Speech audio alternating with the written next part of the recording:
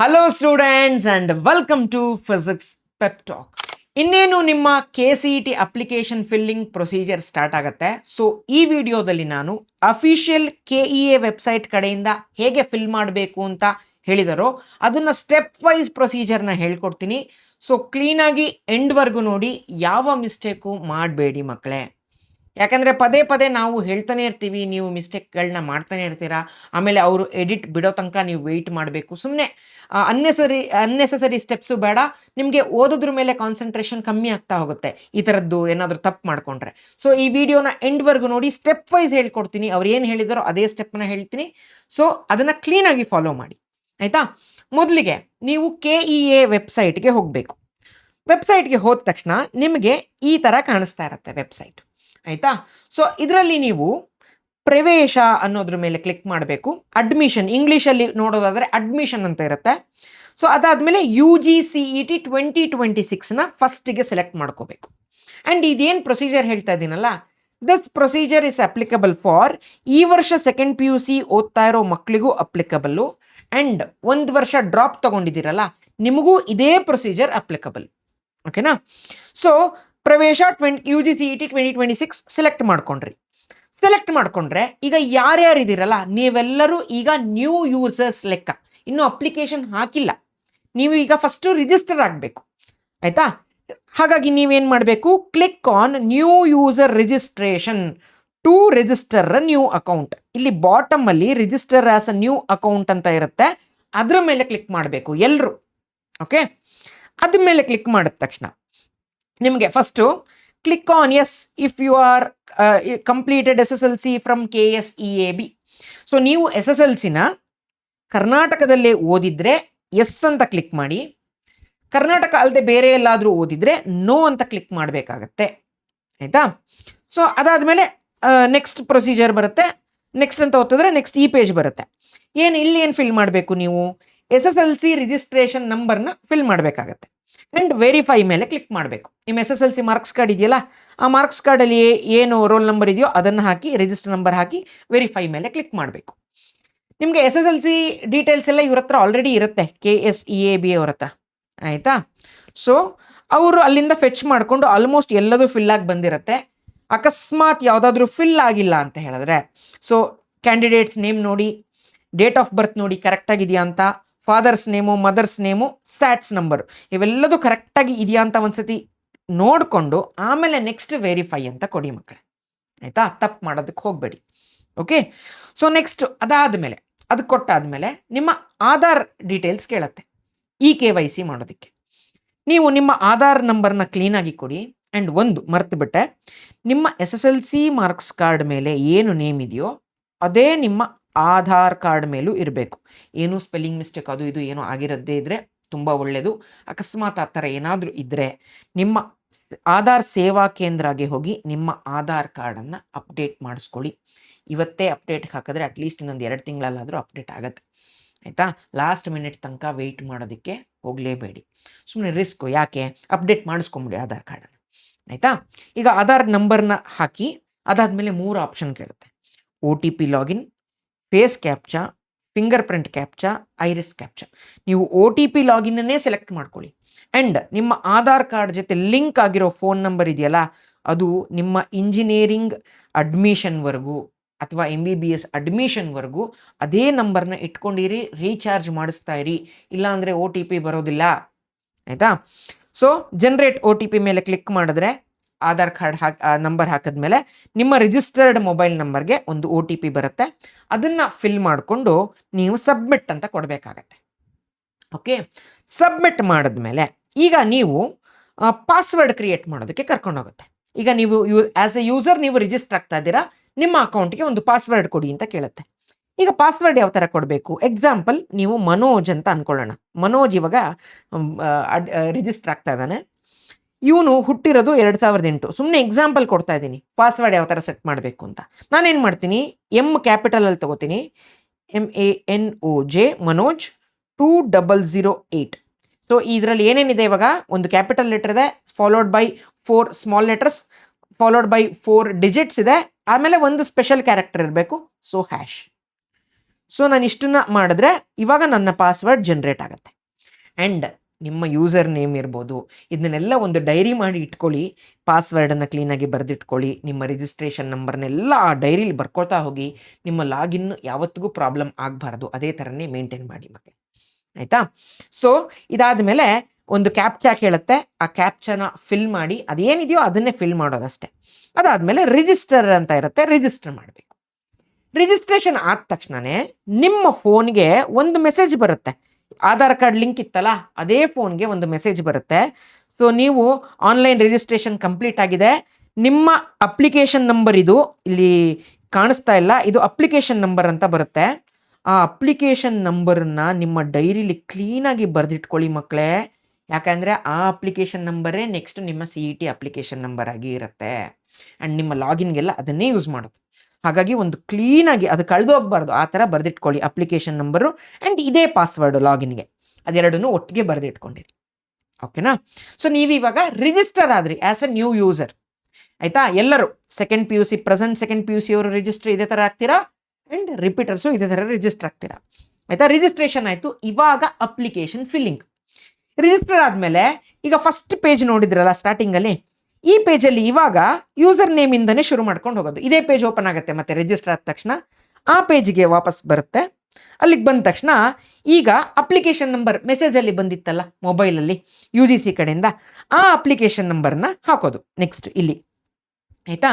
ಆ application number ಇವಾಗ set ಮಾಡಿದ್ರಲ್ಲ ಪಾಸ್ವರ್ಡ್, ಆ ಪಾಸ್ವರ್ಡ್ನ ಇಲ್ಲಿ ಹಾಕ್ತೀರಾ. ಅದಾದಮೇಲೆ ಈ ಕ್ಯಾಪ್ಚನ ಫಿಲ್ ಮಾಡಿ ಲಾಗಿನ್ ವಿತ್ OTP ಅಂತ ಕೊಡ್ತೀರಾ. ಲಾಗಿನ್ ವಿತ್ OTP ಕೊಟ್ಟ ತಕ್ಷಣ ಅದೇ ಮೊಬೈಲ್ ನಂಬರ್ಗೆ ಮತ್ತೆ OTP ಬರುತ್ತೆ. ಆ OTPನ ಇಲ್ಲಿ ಹಾಕ್ಬಿಟ್ಟು ವೆರಿಫೈ OTP ಮೇಲೆ ಕ್ಲಿಕ್ ಮಾಡ್ತೀರಾ, ರೈಟ್? ಇವಾಗ ಜಸ್ಟ್ ಲಾಗಿನ್ ಆಗ್ತಾ ಇದ್ದೀರಾ. ಲಾಗಿನ್ ಆದ ತಕ್ಷಣ ಫಸ್ಟ್ ಪೇಜ್ ಈ ಥರ ಬರುತ್ತೆ, ಆಯಿತಾ? ಇಲ್ಲಿ ನಿಮಗೆ ಪ್ರೀವಿಯಸ್ ಇಯರ್ ಡೇಟಾ ಅಂತ ಒಂದು ಪೇಜ್ ಬರುತ್ತೆ, ಅದ್ರ ಮೇಲೆ ಕ್ಲಿಕ್ ಮಾಡಬೇಕಾಗತ್ತೆ. ಅದ್ರ ಮೇಲೆ ಕ್ಲಿಕ್ ಮಾಡಿದ ತಕ್ಷಣ ಫಸ್ಟ್ ನಿಮ್ಗೆ ಈ ಥರ ಓಪನ್ ಆಗುತ್ತೆ. ಇದರಲ್ಲಿ ನಿಮಗೆ did you appear for previous year KCET, ಇದು ರಿಪೀಟರ್ಸಾ ನೀವು ಅಂತ ಒಂದು ಕ್ವಶನ್. ಫಸ್ಟ್ ನೀವು ರಿಪೀಟರ್ಸ್ ಆಗಿದ್ರೆ ಎಸ್ ಅಂತ ಕ್ಲಿಕ್ ಮಾಡಿ. ಆ್ಯಂಡ್ ಈ ವರ್ಷ ಸೆಕೆಂಡ್ PUC ಯಾರು ಫ್ರೆಶ್ ಆಗಿ ಬರೀತಾ ಇರ್ತೀರಲ್ಲ, ನೀವೆಲ್ಲ ನೋ ಅಂತ ಕ್ಲಿಕ್ ಮಾಡಿಬಿಟ್ಟು ಅಪ್ಡೇಟ್ ಪ್ರೀವಿಯಸ್ ಇಯರ್ ಡೇಟಾ ಮೇಲೆ ಕ್ಲಿಕ್ ಮಾಡಬೇಕಾಗತ್ತೆ, ಆಯಿತಾ? ಇದು ಫಸ್ಟ್ ಸ್ಟೆಪ್. ಇದು ಕ್ಲಿಕ್ ಆದಮೇಲೆ ನೆಕ್ಸ್ಟು ನಿಮಗೆ ಎಲ್ಲರೂ ಪ್ರೀವಿಯಸ್ ಇಯರ್ ಆಗಿದ್ದರೆ ಎಸ್ ಅಂತ ಕ್ಲಿಕ್ ಮಾಡಿ ನೆಕ್ಸ್ಟ್ ಕೊಟ್ಟರೆ, previous year application number, CET number, ನೀವು ಇಯರ್ ಆಫ್ ಪಾಸಿಂಗು ಎಲ್ಲ ಒಂದಿಷ್ಟು ಮಣ್ಣು ಮಸಿ ಕತೆಗಳನ್ನು ಕೇಳುತ್ತೆ, ಅದನ್ನು ಕ್ಲೀನಾಗಿ ಫಿಲ್ ಮಾಡಿಬಿಡಿ ರಿಪೀಟರ್ಸ್, ಆಯಿತಾ? ಅದಾದಮೇಲೆ ನೆಕ್ಸ್ಟ್ ನಿಮಗೆ ಜನರಲ್ ಇನ್ಫಾರ್ಮೇಷನ್ಗೆ ಹೋಗುತ್ತೆ. ನೆಕ್ಸ್ಟ್ ಜನರಲ್ ಇನ್ಫಾರ್ಮೇಷನಲ್ಲಿ ನಿಮ್ಮ ಹೆಸರು, ಸ್ಟ್ಯಾಟ್ಸ್ ನಂಬರು, ಮೊಬೈಲ್ ನಂಬರು, ಕುಲ, ಗೋತ್ರ, ಅಡ್ರೆಸ್ಸು ಸಿಕ್ಕಾಪಟ್ಟೆ ಇರುತ್ತೆ. ಅದೆಲ್ಲ ನಿಮ್ಮದೇನಾ ಅಂತ ಚೆಕ್ ಮಾಡಿ, ಅದು ಏನೇನು ಎಡಿಟ್ ಮಾಡಬೇಕು ಅಲ್ಲೆಲ್ಲ ಎಡಿಟ್ ಮಾಡಿಬಿಟ್ಟು ಸಬ್ಮಿಟ್ ಅಂತ ಇರುತ್ತೆ, ಸೇವ್ ಅಂತ ಇರುತ್ತೆ, ಸೇವ್ ಮೇಲೆ ಕ್ಲಿಕ್ ಮಾಡಬೇಕಾಗುತ್ತೆ, ಓಕೆನಾ? ಅದಾದಮೇಲೆ ನೆಕ್ಸ್ಟು ನಿಮಗೆ ಈ ಪೇಜಿಗೆ ಬರುತ್ತೆ ಸ್ಟಡಿ ಡೀಟೇಲ್ಸು. ನಿಮಗೆ 1ರಿಂದ 10ನೇ ಕ್ಲಾಸ್ ಎಲ್ಲಿ ಓದಿದ್ದೀರಾ, ಫಸ್ಟ್ PUC ಎಲ್ಲಿ, ಸೆಕೆಂಡ್ PUC ಎಲ್ಲಿ, ಅವೆಲ್ಲದು ನೀವು ಕ್ಲೀನಾಗಿ ಅದಕ್ಕೆ ಪ್ರೀವಿಯಸ್ ಅಟ್ಲೀಸ್ಟ್ 7 ಇಯರ್ಸ್ ಓದಿರಬೇಕಲ್ಲ ಕರ್ನಾಟಕದಲ್ಲಿ, ಅದಕ್ಕೋಸ್ಕರ ಅದೆಲ್ಲ ಕೇಳುತ್ತೆ. ಅದನ್ನೆಲ್ಲ ಆ್ಯಸ್ ಇಟ್ ಇಸ್ ಫಿಲ್ ಮಾಡ್ಕೊತಾ ಬನ್ನಿ, ಆಯಿತಾ? Enter each student details individually 1 by 1, ensure that all academic year details R entered separately for every class studied, verify all information before saving each entry. ಕ್ಲೀನಾಗಿ ನೋಡಿಕೊಂಡು ಇದನ್ನೆಲ್ಲ ಫಿಲ್ ಮಾಡಬೇಕಾಗತ್ತೆ, ಆಯಿತಾ? ಅಕಸ್ಮಾತ್ ಕೆಲವರು ಸ್ಟೂಡೆಂಟ್ಸು ಕರ್ನಾಟಕದಲ್ಲಿ ಓದಿಲ್ಲ, ಅವರ ಅಪ್ಪ ಅಮ್ಮ ಕರ್ನಾಟಕದಲ್ಲೇ ತುಂಬ ವರ್ಷ ಇದ್ದರೆ ಅವರು ಇಲ್ಲಿ ಪೇರೆಂಟಿಯಲ್ ಡೀಟೇಲ್ಸಲ್ಲಿ ಅವರ ಡೀಟೇಲ್ಸ್ನ ಫಿಲ್ ಮಾಡಬೇಕಾಗತ್ತೆ. Parents study details R filled if only if ಅಂದರೆ ಸ್ಟೂಡೆಂಟ್ಸ್ ಕರ್ನಾಟಕದಲ್ಲಿ ಓದಿಲ್ಲದೆ ಇದ್ದರೆ ಮಾತ್ರ ಇದನ್ನು ಫಿಲ್ ಮಾಡಬೇಕಾಗತ್ತೆ. ಇಲ್ಲಾಂದರೆ ನೀವು ಬೇರೆಯವರು ಮಾಡೋದು ಬೇಕಾಗಿಲ್ಲ. So, if and only if the candidates have not studied in Karnataka for 7 years and they are claiming for parents study in Karnataka other than class Aಗೆ ಮಾತ್ರ ಈ ಒಂದು ಸ್ಟೆಪ್ ಅಪ್ಲಿಕಬಲ್. ಬೇರೆಯವರು ಇದನ್ನು ಫಿಲ್ ಮಾಡೋಕ್ಕೆ ಹೋಗಬೇಡಿ, ಆಯಿತಾ? ಅದಾದಮೇಲೆ ನಿಮ್ಮ ಕರೆಕ್ಟಾಗಿ ಕುಲ, ಗೋತ್ರ, ಯಾವ್ಯಾವ ವರ್ಷ ಯಾವ್ಯಾವ ಸ್ಕೂಲಲ್ಲಿ ಓದಿದ್ದೀರಾ ಅಂತ ಕ್ಲೀನಾಗಿ ಆರ್ಡ್ರಲ್ಲೇ ಹಾಕ್ಕೊಂಡು ಬನ್ನಿ, ಆಯಿತಾ? ಸೊ ಅದಾದಮೇಲೆ next verify the eligibility class details. So ಇಲ್ಲಿ ನೀವು ಯಾವ್ಯಾವುದಕ್ಕೆ ಎಲಿಜಿಬಲ್ ಅಂತ ನೋಡಿಕೊಂಡು ಫಸ್ಟ್ ಇದೆಲ್ಲ ಇವಾಗ ಡೀಟೇಲ್ಸ್ ಫಿಲ್ ಮಾಡಿದ್ರಲ್ಲ ಅದೆಲ್ಲ ಇಲ್ಲಿ ರಿಫ್ಲೆಕ್ಟ್ ಆಗುತ್ತೆ. ಅದಾದಮೇಲೆ ನೀವಿಲ್ಲಿ ಸೇವ್ ಎಲಿಜಿಬಿಲಿಟಿ ಅಂತ ಕೊಡಬೇಕಾಗತ್ತೆ. ಅದಾದಮೇಲೆ ಎಲಿಜಿಬಿಲಿಟಿ ಡೀಟೇಲ್ಸ್ ಅಪ್ಡೇಟೆಡ್ ಸಕ್ಸಸ್ಫುಲಿ ಅಂತ ಬರುತ್ತೆ, ಓಕೆ ಅಂತ ಕ್ಲಿಕ್ ಮಾಡಿ. ಸೊ ಅದಾದಮೇಲೆ ನೆಕ್ಸ್ಟ್ ಇವಾಗ ಜನರಲ್ ಆಯಿತು, ಸ್ಟಡಿ ಡೀಟೇಲ್ಸ್ ಆಯಿತು, ಎಲಿಜಿಬಿಲಿಟಿ ಕ್ರೈಟೀರಿಯಾ ಆಯಿತು. ನೋಡಿ ಇಷ್ಟು ಪ್ರೀವಿಯಸ್ ಇಯರ್ ಡೇಟಾದಿಂದ ಶುರು ಮಾಡಿದ್ವಿ. ಅದಾಯಿತು, ಇದಾಯಿತು. ಇವಾಗ ರಿಸರ್ವೇಷನ್ ಯಾರ್ಯಾರಿಗೆ ಅಪ್ಲಿಕಬಲ್ಲು? ಸೊ ನೀವು ಯಾವುದಾದ್ರೂ category 1, 2A, 2B, 3A, 3B, SC ST ಇದರಲ್ಲಿ ಯಾವುದೇ ಕ್ಯಾಟಗರಿಲಿ ಬಂದಿದ್ರು ಇದು ಅಪ್ಲಿಕಬಲ್ ಇವಾಗ. ಸೊ ಇವಾಗ ಇದ್ರ ಮೇಲೆ ಕ್ಲಿಕ್ ಮಾಡಬೇಕು. ಕ್ಲಿಕ್ ಮಾಡಿದ್ಮೇಲೆ reservation claims, enter correct RD number to claim category. ನಿಮ್ಮ ಇವಾಗ ಜಾತಿ ಪ್ರಮಾಣ ಪತ್ರದಲ್ಲಿ RD ನಂಬರ್ ಅಂತ ಒಂದಿರುತ್ತೆ, ಅದನ್ನು ಕ್ಲೀನಾಗಿ ಫಿಲ್ ಮಾಡಬೇಕಾಗತ್ತೆ. Yes I want to claim. ಇವಾಗ ನೋಡಿ ಎಲ್ಲರೂ ಜನರಲ್ ಮೆರಿಟ್ ಆಗಿದ್ರೆ, ಸೊ ನೀವೆಲ್ಲರೂ ಜನರಲ್ ಮೆರಿಟ್ ಹುಡುಗರು, ನೀವು ಇದಕ್ಕೆ ರಿಸರ್ವೇಷನ್ಗೆ ಬರಬೇಕಾಗತ್ತೆ. ನೀವಿಲ್ಲಿ I want to claim as general ಮೆರಿಟನ್ನು ಸೆಲೆಕ್ಟ್ ಮಾಡಿಕೊಂಡು ಸೇವ್ ಕ್ಯಾಟಗರಿ ಅಂತ ಕೊಡಬೇಕು. ಇಲ್ವಾ, ನಿಮ್ದು ಯಾವುದಾದ್ರೂ ಕ್ಯಾಟಗರಿ ಸರ್ಟಿಫಿಕೇಟ್ ಇದೆಯಾ, I want to claim category under ಅಂತ ಅದನ್ನು ಸೆಲೆಕ್ಟ್ ಮಾಡಿಕೊಂಡು ಸೇವ್ ಕೊಡಬೇಕು. ಸಕ್ಸಸ್ಫುಲಿ ಅಂತ ಇಲ್ಲಿ ಬರುತ್ತೆ, ಸಕ್ಸಸ್ಫುಲ್ ಅಂತ. ಅದಾದಮೇಲೆ ನೀವು enter correct RD number to claim income certificate ಯಾರ್ಯಾರಿಗಿದೆ, ನೀವು ಜನರಲ್ ಮೆರಿಟ್ ಆಗಿದ್ರು, ನೀವು ಅಂಡರ್ 8 lakhs ಇದ್ದರೆ ಫಸ್ಟ್ ಆಪ್ಷನನ್ನು ಸೆಲೆಕ್ಟ್ ಮಾಡ್ಕೋಬೇಕು. ಮೋರ್ ದ್ಯಾನ್ 8 lakhs ಇದ್ದರೆ ಸೆಕೆಂಡ್ ಆಪ್ಷನನ್ನು ಸೆಲೆಕ್ಟ್ ಮಾಡ್ಕೋಬೇಕಾಗತ್ತೆ. ಓಕೆನಾ? ಅದಾದಮೇಲೆ ಸೇವ್ ಇನ್ಕಮ್ ಅಂತ ಇಲ್ಲಿ ಒಂದು ಸೇವ್ ಬಟನ್ ಇರುತ್ತೆ, ಅದನ್ನು ಕ್ಲಿಕ್ ಮಾಡಿ. ಇದೆರಡರಲ್ಲಿ ಯಾವುದಾದ್ರೂ ಸೆಲೆಕ್ಟ್ ಮಾಡ್ಕೊಳ್ಳಿ, that is applicable to you. ಆಯಿತಾ? ಇದು ಸಕ್ಸಸ್ಫುಲ್ ಆಗಿ ಸೇವ್ ಆಗುತ್ತೆ. Okay, next enter correct RD number to claim Hyderabad Karnataka ಅಥವಾ ಕಲ್ಯಾಣ ಕರ್ನಾಟಕ 371J ಯಾರ್ಯಾರಿಗೆ ಅಪ್ಲಿಕಬಲ್ಲು ಅಲ್ಲಿಗೆ ಕರ್ಕೊಂಡು ಹೋಗುತ್ತೆ. ಸೊ ಅಲ್ಲಿ ನಿಮ್ಗೆ ಅಪ್ಲಿಕಬಲ್ ಆಗಿದ್ರೆ ಎಸ್ ಅಂತ ಕೊಡಿ, ಅದರ್ ದ್ಯಾನ್ 371 ಯಾರಿದೆ ಅವರೆಲ್ಲ ನೋ ಅಂತ ಕೊಟ್ಟು ಅದನ್ನು ಸೇವ್ ಮಾಡಿಕೊಂಡ್ರೆ ಸಕ್ಸಸ್ಫುಲಿ ಸೇವ್ ಆಗುತ್ತೆ. ಸೊ ರಿಸರ್ವೇಷನ್ ಅದಾದಮೇಲೆ next rural quota claim. Rural ಕೋಟಾಗೆ ಆಲ್ರೆಡಿ ಹೇಳಿದ್ದೀನಿ, ಯಾರಾದರೂ ಜನರಲ್ ಮೆರಿಟ್ ಇದ್ದು ರೂರಲ್ ಕೋಟಾಗೆ 1 to 10th ರೂರಲ್ ಓದಿರಬೇಕು. ಕನ್ನಡ ಮೀಡಿಯಮ್ಗೂ 1 to 10th ಕನ್ನಡ ಮೀಡಿಯಮ್ನಲ್ಲೇ ಓದಿರಬೇಕು. GM ಇದ್ದರೆ ರೂರಲ್ ಕೋಟಾ ಅಪ್ಲಿಕಬಲ್ಲು. ನೀವು ನಾನ್ ಕ್ರಿಮಿ ಲೇಯರ್ ಸರ್ಟಿಫಿಕೇಟ್ನ ತಹಶೀಲ್ದಾರಿಂದ ತಗೊಳ್ಳೇಬೇಕಾಗತ್ತೆ, ಇಲ್ಲಾಂದರೆ ಅಪ್ಲಿಕಬಲ್ ಆಗೋದಿಲ್ಲ. ಸೊ ಇದು ನಿಮಗೆ ಕೋಟಾ ಬಂದರೆ ಎಸ್ ಅಂತ ಕ್ಲಿಕ್ ಮಾಡಿ ಅದಕ್ಕೆ ತಕ್ಕಂತೆ ಡಾಕ್ಯುಮೆಂಟ್ಸ್ನ ಅಪ್ಲೋಡ್ ಮಾಡಬೇಕಾಗತ್ತೆ. ನೋ ಅಂತಿದ್ರೆ ನೋ ಅಂತ ಸೆಲೆಕ್ಟ್ ಮಾಡಿಕೊಂಡು ನೆಕ್ಸ್ಟ್ ಕೊಡಿ. ಸೊ ಸಕ್ಸಸ್ಫುಲ್ ಆಗಿ ಸೇವ್ ಆಗುತ್ತೆ. ಅದಾದ್ಮೇಲೆ ನೆಕ್ಸ್ಟ್ ಕನ್ನಡ ಮೀಡಿಯಂ ಕೋಟಾ, ಅದಕ್ಕೂ ಸೇಮ್ ಕತೆ, ಏನು ಅದಕ್ಕೆಲ್ಲ ಅಪ್ಲಿಕಬಲ್ ಆಗಿರುತ್ತೋ ಅದೆಲ್ಲ ಸೇಮ್ ಕತೆನೇ. ಅದಾದಮೇಲೆ ಜಮ್ಮು ಆ್ಯಂಡ್ ಕಾಶ್ಮೀರ್ ಮೈಗ್ರೆಂಟ್ಸಾ ನೀವು 90% ಆಫ್ ದ ಸ್ಟೂಡೆಂಟ್ಸ್ ಕರ್ನಾಟಕದಲ್ಲೇ ಓದಿರೋರು, ನೋ. ಅದಾದಮೇಲೆ ನೆಕ್ಸ್ಟ್ ಲಿಂಗ್ವಿಸ್ಟಿಕ್ ಮೈನಾರಿಟಿನ ನೀವು ಎಲ್ಲರೂ ಅಪ್ಲಿಕಬಲ್ ಇದ್ದರೆ ಎಸ್ ಅಂತ ಕೊಡಿ, ಇಲ್ಲ ಅಂದರೆ ನೋ ಅಷ್ಟೇ. ಅದಾದಮೇಲೆ ನೆಕ್ಸ್ಟು ನಿಮಗೆ ಈ ಥರ ಯಾವ್ಯಾವ್ದು ಕ್ಲೇಮ್ ಆಗಿದೆ ಅದಕ್ಕೆಲ್ಲ ಟಿಕ್ ಇರುತ್ತೆ. ಇವಾಗ ಎಕ್ಸಾಂಪಲ್ ನೋಡಿ, ಇದೆಲ್ಲ ನಮ್ಮದು ಕ್ಲೇಮ್ ಆಗಿರಲ್ಲ, ಯಾವುದು ಸೆಂಟ್ ಜಾನ್ಸ್ ಕ್ಯಾಟಗರಿ ಕ್ಲೇಮ್ ಆಗಿರಲ್ಲ. ಅಂದರೆ ಎಕ್ಸಾಂಪಲ್ ಕೊಡ್ತಾ ಇದ್ದೀನಿ, ನಿಮಗೆಲ್ಲ ಕ್ಲೇಮ್ ಆಗಂಗಿದ್ರೆ ಟಿಕ್ ಹಾಕಿರಿ. ಇವಾಗ ಕ್ಲೇಮ್ ಆಗಿಲ್ಲ, ಇದು ರಿಲಿಜಿಯಸ್ ಮೈನಾರಿಟಿನೂ ಅಲ್ಲ, ಲಿಂಗ್ವಿಸ್ಟಿಕ್ ಮೈನಾರಿಟಿನೂ ಅಲ್ಲ, ಹೈದರಾಬಾದ್ ಕರ್ನಾಟಕನೂ ನಂದು ಬರಲ್ಲ, ಕನ್ನಡ ಮೀಡಿಯಮು ಬರಲ್ಲ, ರೂರಲ್ ಮೀಡಿಯಮು ಬರಲ್ಲ ಅಂತ ಅಂದ್ಕೊಳ್ಳಿ. ನೀವು ಬರೀ ಇಷ್ಟು ಮಾತ್ರ ಟಿಕ್ ಇರಬೇಕು ನಿಮಗೆ, ಆಯಿತಾ? ಇನ್ ಕೇಸ್ ನಿಮ್ಗೆ ಇದು ಯಾವುದು ಬರ್ತಾ ಇಲ್ಲ ಅಂದರೆ, ಯಾವ್ದು ಬರ್ತಾ ಇದೆಯೋ ಅದು ಮಾತ್ರ ಟಿಕ್ ಇರಬೇಕು. ಅಷ್ಟು ಟಿಕ್ ಇದ್ಕೊಂಡು ನೀವು ನೆಕ್ಸ್ಟು ಸೇವ್ ರಿಸರ್ವೇಷನ್ ಇನ್ಫಾರ್ಮೇಷನ್ ಅಂತ ಕೊಟ್ಟರೆ ಸೇವ್ ಆಗುತ್ತೆ. ಅದಾದಮೇಲೆ ನೆಕ್ಸ್ಟ್ ಯಾವುದಾದ್ರೂ special categories, that is NCC, sports, defence, X defence ಅಥವಾ ಫಿಸಿಕಲಿ ಹ್ಯಾಂಡಿಕ್ಯಾಪ್ ಎಲ್ಲ ಇದ್ದರೆ ನೀವು ಇಲ್ಲಿ ಸೆಲೆಕ್ಟ್ ಡ್ರಾಪ್ ಡೌನ್ ಮೆನ್ಯೂ ಬರುತ್ತೆ. ಸೊ ಸೇವ್ ಸ್ಪೆಷಲ್ ಕ್ಯಾಟಗರಿ ಅಂತ ಕೊಡಿ. ಬೇರೆಯವರು ಇದನ್ನೆಲ್ಲ ಏನು ಕೊಡೋಕ್ಕೆ ಹೋಗಬೇಡಿ, ಆಯಿತಾ? NCC ಇದ್ದರೆ ನಿಮ್ಮ NCC ಡಾಕ್ಯುಮೆಂಟ್ಸ್ನ ಇಲ್ಲಿ ಅಪ್ಲೋಡ್ ಮಾಡಬೇಕಾಗತ್ತೆ. ಸ್ಪೋರ್ಟ್ಸ್ ಇದ್ದರೆ ನೀವು ಯಾವ ಥರದ್ದು ಮೆಡಲ್ನ ತೊಗೊಂಡಿದ್ದೀರಾ ಅದ್ರ ಡೀಟೇಲ್ಸ್ ಎಲ್ಲ ಇಲ್ಲಿ ಫಿಲ್ ಮಾಡಬೇಕಾಗತ್ತೆ. ಅದೇ ಥರ ಸ್ಕೌಟ್ಸ್ ಆ್ಯಂಡ್ ಗೈಡ್ಸ್ ಇದ್ದರೆ ನಿಮ್ಮ ಡೀಟೇಲ್ಸ್ ಇಲ್ಲಿ ಫಿಲ್ ಮಾಡಬೇಕಾಗತ್ತೆ. ಡಿಫೆನ್ಸ್ ಇದ್ದರೆ ಆ ಡಿಫೆನ್ಸ್ದು ಏನೇನು ಇದೆಯೋ ಆ ಡಾಕ್ಯುಮೆಂಟ್ಸ್ನ ಇಲ್ಲಿ ಫಿಲ್ ಮಾಡಬೇಕಾಗತ್ತೆ. ಸೊ ನೆಕ್ಸ್ಟ್ ಲಾಸ್ಟ್, ಇದು ಆಲ್ಮೋಸ್ಟ್ ಎಂಡಿಗೆ ಬಂತು. ಈಗ ನಿಮ್ಮ ಫೋಟೋ ಅಪ್ಲೋಡ್ ಮಾಡಬೇಕು. ನಿಮ್ಮ ಫೋಟೋಗೆ ಬ್ಯಾಕ್ಗ್ರೌಂಡು ವೈಟ್ ಇರೋ ಫೋಟೋನೇ ತೊಗೋಬೇಕು. ಆ್ಯಂಡ್ ನಿಮ್ಮ ಸಿಗ್ನೇಚರು ಅಷ್ಟೇ ಬ್ಲ್ಯಾಕ್ ಬಾಲ್ ಪೆನ್ನಲ್ಲೇ ಸಿಗ್ನೇಚರ್ ಹಾಕಿ ವೈಟ್ ಪೇಪರ್ ಮೇಲೆ ಅದನ್ನೇ ಅಪ್ಲೋಡ್ ಮಾಡಿ. ಆ್ಯಂಡ್ ಇದೆಲ್ಲದೂ JPG ಫಾರ್ಮ್ಯಾಟಲ್ಲಿ ಇರಬೇಕು, ಆಯಿತಾ? ಓಕೆ, ಇವಾಗ ಇಷ್ಟು ಅಪ್ಲೋಡ್ ಮಾಡಿ ಅಪ್ಲೋಡ್ ಡಾಕ್ಯುಮೆಂಟ್ಸ್ ಅಂತ ಕೊಡ್ತೀರಾ. ಈಗ ಆಲ್ಮೋಸ್ಟ್ ಎಲ್ಲದೂ ಕಂಪ್ಲೀಟ್ ಆಯಿತು. ಈಗ ನೆಕ್ಸ್ಟು ನಿಮಗೆ ಯಾವ ಕೋರ್ಸು ಅಂತ ಸೆಲೆಕ್ಷನ್ ಬರುತ್ತೆ. ಸೊ ನೀವು ಎಲ್ಲಾದರೂ ಅಕಸ್ಮಾತ್ ಮಕ್ಕಳೇ ನೀವು PCM, CS ಅಥವಾ ಎಲೆಕ್ಟ್ರಾನಿಕ್ಸು ಈ ಥರದ್ದಾಗಿದ್ದರೆ ನೀವು PCMನ್ನು ಮಾತ್ರ ಸೆಲೆಕ್ಟ್ ಮಾಡ್ಕೊಳ್ಳಿ. ಯಾರ್ಯಾರು PCMB ಇದ್ದೀರಲ್ಲ, ನೀವು ಎಲ್ಲರೂ PCMBನೇ ಸೆಲೆಕ್ಟ್ ಮಾಡ್ಕೊಳ್ಳಿ. ನೀವು ಇಂಜಿನಿಯರಿಂಗ್ ಹೋಗ್ತಾ ಇದ್ರೂ PCMBನೇ ಸೆಲೆಕ್ಟ್ ಮಾಡ್ಕೊಳ್ಳಿ. Because of only one reason, ನೀವೆಲ್ಲಾದರೂ ನೀಟು ಬರೀತಾ ಇದ್ರೆ ಆಮೇಲೆ ನಿಮಗೆ ನೀಟ್ ರ್ಯಾಂಕ್ ಥ್ರೂ CET ರಿಸರ್ವೇಷನಲ್ಲಿ ಯಾರಾದರೂ seat MBBS seat CET through ತಗೊಳ್ಳೋದಾದರೆ ನಿಮ್ಗೆ ಹೆಲ್ಪ್ಫುಲ್ ಆಗುತ್ತೆ. ಹಾಗಾಗಿ PCMBನೇ ಸೆಲೆಕ್ಟ್ ಮಾಡ್ಕೊಳ್ಳಿ. ಬೇರೆಯವರೆಲ್ಲ CS ಮತ್ತು ಎಲೆಕ್ಟ್ರಾನಿಕ್ಸ್ ಇರೋರು ಬರೀ PCMನ್ನೇ ಸೆಲೆಕ್ಟ್ ಮಾಡಿಕೊಂಡು ನೆಕ್ಸ್ಟ್ ಕೊಡಿ ಈ ಒಂದು ಸ್ಟೆಪ್ಪಲ್ಲಿ, ಆಯಿತಾ. ಅದಾದಮೇಲೆ ನಿಮ್ಮ ಎಕ್ಸಾಮ್ ಸೆಂಟರ್ಸು ನಿಮ್ಮ ಪ್ರಿಫರೆನ್ಸಸ್ನ ಕೇಳುತ್ತೆ. ನಿಮಗೆ ನಿಮ್ಮ ರೀಜನ್ಗೆ ಯಾವುದು ಹತ್ರನೋ ಆ ಎಕ್ಸಾಮಿನೇಷನ್ ಸೆಂಟರ್ಸ್ನ ತೊಗೊಂಡು ಸೇವ್ ಎಕ್ಸಾಮ್ ಸೆಂಟರ್ಸ್ ಕೊಟ್ಟು ಓಕೆ ಅಂತ ಕೊಡಿ, ಆಯಿತಾ.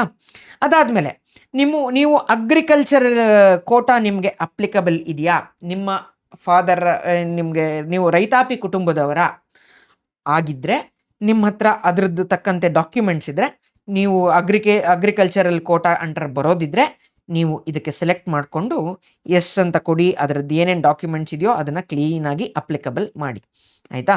ಇದು ಯಾರ್ಯಾರಿಗೆ ನೀವು ಎಲ್ಲರೂ BSc agriculture, veterinary, BSc veterinary ಇದಕ್ಕೆಲ್ಲ ಹೋಗೋದಿದ್ರೆ ಇದನ್ನು ಅಪ್ಲಿಕಬಲ್ ಆಗುತ್ತೆ, ಆಯಿತಾ.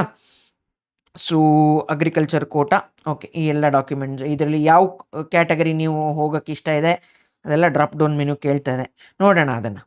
ಸೊ ತುಂಬ ಕಡಿಮೆ ಜನ ಇದಕ್ಕೆ ಅಪ್ಲಿಕಬಲ್. ಸೊ ನೆಕ್ಸ್ಟು ನೀವೀಗ ಅಪ್ಲಿಕೇಶನ್ದು ಫೀಸ್ ಫಿಲ್ ಮಾಡೋದು ಪ್ರೊಸೀಜರು. ಇವಾಗ ನಿಮ್ಮ ಡೀಟೇಲ್ಸ್ ಎಲ್ಲ ಬರ್ತಾ ಇರುತ್ತೆ ಇಲ್ಲಿ, ಆಯಿತಾ. ಎಲ್ಲ ನೀವು ಇಷ್ಟೊತ್ತು ಏನು ಫಿಲ್ ಮಾಡಿದ್ರಲ್ಲ ಅದೆಲ್ಲ ಡೀಟೇಲ್ಸ್ ಬಂದಿರುತ್ತೆ. ಆಮೇಲೆ ಒಂದು QR ಕೋಡ್ ಬಂದಿರುತ್ತೆ, ಪೇ ಮಾಡಿ ಫೀಸು ಇಷ್ಟು ಅಂತ. ಸೊ ಈ QR ಕೋಡನ್ನು ಸ್ಕ್ಯಾನ್ ಮಾಡಿಬಿಟ್ಟು ಪೇಮೆಂಟ್ ಮಾಡಿದ್ರೆ ಪೇಮೆಂಟ್ ಸಕ್ಸಸ್ಫುಲ್ ಅಂತ ಬರುತ್ತೆ. ನಿಮ್ಮ ಅಪ್ಲಿಕೇಶನ್ ನಂಬರ್ ಇವಾಗ ಮೆಸೇಜ್ ಬಂದಿತ್ತಲ್ಲ KEA ಇಂದ, ಅದರಲ್ಲಿ ನಿಮ್ಮ ಅಪ್ಲಿಕೇಶನ್ ನಂಬರ್ ಇರುತ್ತೆ, ನೀವು ಸೆಟ್ ಮಾಡಿರೋ ಪಾಸ್ವರ್ಡ್ ಇರುತ್ತೆ, ಅದಕ್ಕೆ ತಕ್ಕಂತೆ ಇದು ಫೀಸ್ ಪೇಮೆಂಟ್ ಆಗಿದೆ ಅಂತ ಆಗಿರುತ್ತೆ. ನೀವು ಸಕ್ಸಸ್ಫುಲಿ KEAಗೆ ಈ ವರ್ಷ CET ಬರೆಯೋದಕ್ಕೆ ರಿಜಿಸ್ಟ್ರೇಷನ್ ಆಗೋಯ್ತು. ಇನ್ನು ಏನೇ ಅಪ್ಲಿಕೇಶನ್ ಇದ್ದರೂ ನೀವು ಈ KEA ವೆಬ್ಸೈಟಲ್ಲಿ ಲಾಗಿನ್ ಆಗಿಬಿಟ್ಟು ಅದೇ ಅಪ್ಲಿಕೇಶನ್ ನಂಬರು ಅದೇ ಪಾಸ್ವರ್ಡ್ ಹಾಕ್ಬಿಟ್ಟು ಲಾಗಿನ್ ಆಗುತ್ತೆ, ಆಯಿತಾ. ಸೊ ಇಷ್ಟು ಮಾಡಿದ್ರೆ ನಿಮ್ಮ ಇವತ್ತಿನ ಹಂತದ ಪ್ರೊಸೀಜರ್ ಮುಗ್ದಿರುತ್ತೆ. KCET ಅಪ್ಲಿಕೇಶನ್ ಅಂದರೆ ಇಷ್ಟೇ, ಆಯಿತಾ.